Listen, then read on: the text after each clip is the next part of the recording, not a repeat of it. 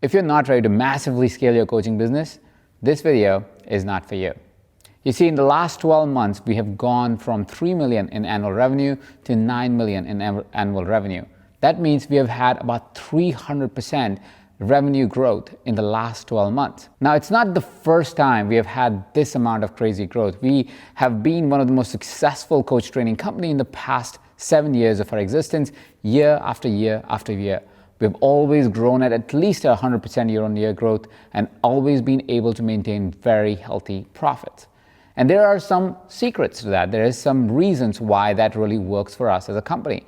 And we found that through trial and error. We found that through tinkering. We found that there is a very particular model that one must follow if they truly want to have long-term exponential growth.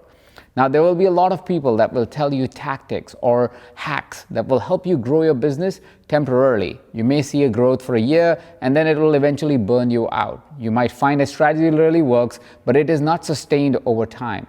What we have found is the model that sustains growth over a long period of time. That is why we've been able to build companies after companies that have found success after success. So what is this simple but powerful and effective way that you too can use to grow your coaching business? I've simplified that model to 3 very simple ideas. These 3 ideas have become the forefront of why I'm able to grow companies exponentially fast and never really have to worry about not being able to satisfy my clients and customers to the highest level. The first principle of growing exponentially is do what you love. I was just having lunch with one of my team members and he said, Ajit, in the past 2 years, you have changed so much. It seems like you have exponentially changed. He was seeing me after the pandemic for the first time. And he said, your video presentations have gotten good, your event presentation have become better, your programs have become better. What is the secret? What changed? And I said, the one big thing that has changed is I only do things that I love. I have completely abandoned any project that does not fuel me. I've completely abandoned anything that I did for money versus now doing it purely for love. I only do activities that truly fuel me. You see, it seems like a simple idea, but it's a really powerful idea. When we do activities that really fuel us, it fundamentally shifts the energy that we bring to the project. It fundamentally shifts the desire that we bring to the project. It fundamentally shifts the clarity that we have on the project. Oftentimes, we are told to do things in our businesses that would be good for making revenue or good for making profit. And while those are important metrics for you to build a company, that's not really what makes a successful company. A successful company is based on the foundation of things you love. Because when you love something, you can do them for a long time. When you're really fueled by something, you can do that for a long time. And when you do those things for a long time, you're able to create great results with them. Which also brings me to the second fundamental idea. The second reason why we were able to exponentially grow is because we stuck with something for at least 6 months. You see, most of the time, because of the overwhelm of information that we get in today's modern world, we are always receiving more and more data. More strategies come online, more platforms come online, more ways to do product comes online, more software to automate our lives come online, softwares and apps to make us more productive come online. And each of these items, while it's designed to help us, because they're all happening at the same time, it focuses our attention on all of them. And when our focus is on all of them, our focus is on none of them. And that really causes us to actually not be able to accelerate in our careers. So the second key thing is find an idea and stick with it for at least 6 months. 6 months is a good enough time for you to either validate the idea or fail at that idea. If you choose a platform that you really want to be successful at, try it for at least 6 months. If you have a product that you truly believe in and you love delivering, try it for at least 6 months. If there's a particular client that you really want to get successful, include them and engage with them for at least 6 months. If you want to get a contract with a company, engage with the company at least for 6 months. When you commit to something for at least 6 months, it gives you enough time to find ways to make it work.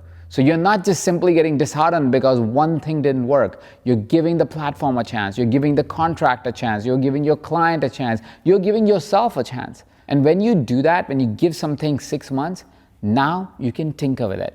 Which also brings me to the third principle, and that is to tinker with things. Try things out. Don't follow somebody's ideas. Don't follow somebody's strategies. Definitely don't follow somebody's hacks. The reason why I say that is because often these hacks and tactics are designed for the person that actually is using them. And yes, it works for them. There's no denying that. But it also means that it works for them. It's designed for them, which very often could mean that it will not work for you. Or maybe it'll not work for you to the extent that you hope it'll work for you.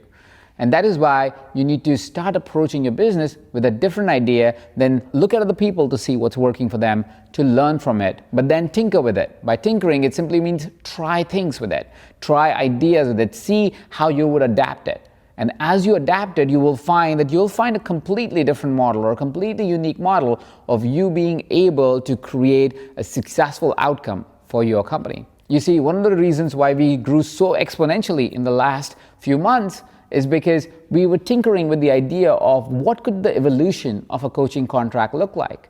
You see, a coaching contract usually looks like charge a little bit extra money or make the contract a little bit longer. Instead of a year-long contract, do 2-year-long contract, or charge instead of $100,000, charge $200,000. And yes, you could do that. And yes, it'll give you some growth in your business. But what gave us exponential growth is because we asked the question of saying, what is the evolution and what can we try as a coaching model? And what we found is we could, because of what we have been able to do with our other companies in the past, is we could simply go into a company and say, I don't need an upfront fee from you. What I want is X% of the company, or X% of the revenue of the company based on our work together, or profit of the company based on our work together. And because we were able to navigate that percentage structure, being able to find that, oh, you could adapt a coaching contract and not just be a fixed pay, but a variable pay based on performance, and we knew we can always perform because we've proven that multiple times to ourselves, and we were willing to take that risk. Well, suddenly we opened up the floodgates of revenues totally being correlated to the outcomes that were created for the company.